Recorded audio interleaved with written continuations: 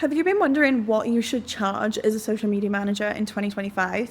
Whether you're new to the industry or you're looking to raise your rates and want to see by how much you can, it's time to figure out how to price yourself confidently. In this video, I'm breaking down everything you need to know about social media management rates so you can charge what you're worth and land the clients you deserve. Let's dive into it.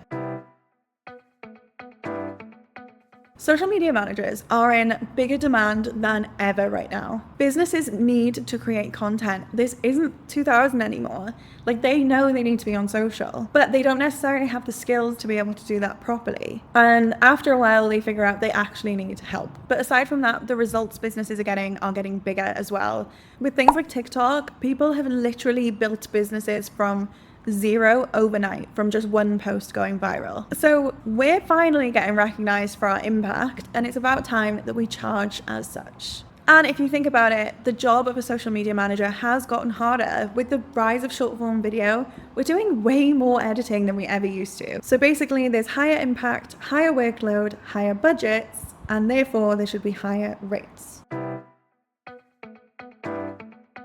Let's talk about what determines how much you should charge. These are the main things that I think influence social media packages in 2025. Number one, experience. Okay, if you are brand new, you've quite literally never worked on social media before, you will need to start at the lower end. But as you build a portfolio and increase the number of clients that you've worked with, this should grow too. Your niche or your specific expertise. Specializing in areas like TikTok, paid ads, influencer management, all mean you get to charge a premium. But on the other side of your niche, what can increase your pricing is who you work with. So for a long time, my agency focused on working with just B2B businesses. So those are businesses with big turnover, and it'll mean naturally that they have bigger budgets. The other thing you need to think about is your services offered. The more platforms you manage and services you do, like making videos, editing videos, running ads, all of those sorts of things add up, and your rate should get higher because of it. And finally, client size. Bigger businesses have bigger budgets, but they also have bigger needs. So you're going to need to do more work for a bigger client than you would a smaller one, and you should have packages that kind of reflect that. Okay, let's get into the numbers, the thing that I know you've all been waiting for. And bear with me because I have my calculator in front of me over here on my laptop. So here is what you can expect to charge based on your experience and the kind of work you're doing. Now, these are general numbers. What you should do when you're developing your packages is think of the transformation that your potential client wants to make. So for example, if they want to go from A to B, you can charge them to be that bridge in the middle to get them there, right?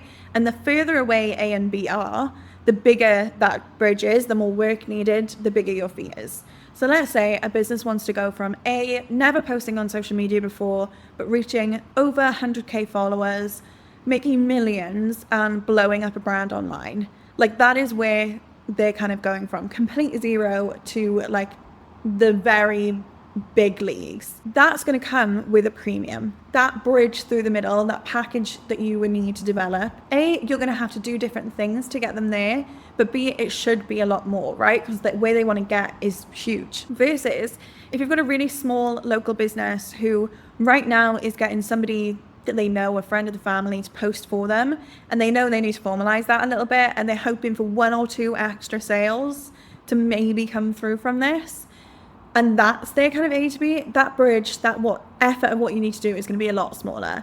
So I really, really want you to not just take the numbers I'm going to give you, but actually to design something based on where your clients are and where they want to be. Okay, that's your warning. Now let me give you the numbers. So for a monthly retainer, I would always say the very minimum anybody should be charging, even a junior, even somebody who's just learned social media, should be about $1,000 or £750 a month. So for your small business startup with little experience, that is your minimum point, £750 or about $1,000. But I do think that should go up to $2,500 or about $2,250 in pounds. And again, this is going to depend on a lot of factors, but that's your range. For slightly bigger businesses, I think you could look at the $3,000 to $5,000 rates. So we're talking about 2,700 UK up to about 4,750. And for large brands and enterprises that really want everything done for them, firstly, massive congratulations on getting in front of an audience like that.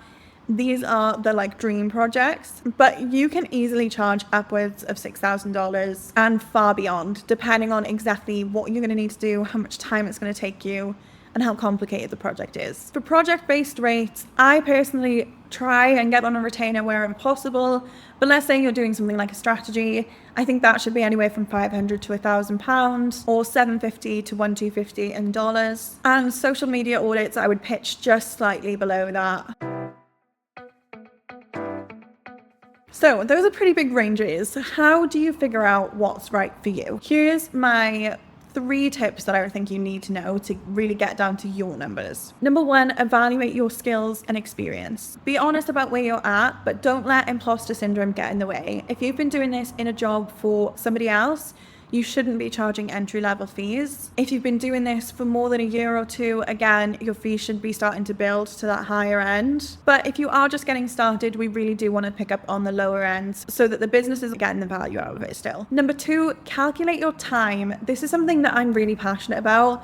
I know everyone says you shouldn't charge by the hour, and you shouldn't. But you should know how long a project takes you so that you can figure out how much you're charging an hour and whether it's over minimum wage or it's over what your salary would have paid you. Because when you're working for yourself, it's more expensive. So you should be charging quite a bit more than what you were getting paid in your job. So track how long it takes you to actually run a client's social media, and you make sure you're not undercharging for your time. If you're just getting started, track your time for running your own social media and put that into play. Number 3, be confident in your pricing. This service has a massive impact for businesses.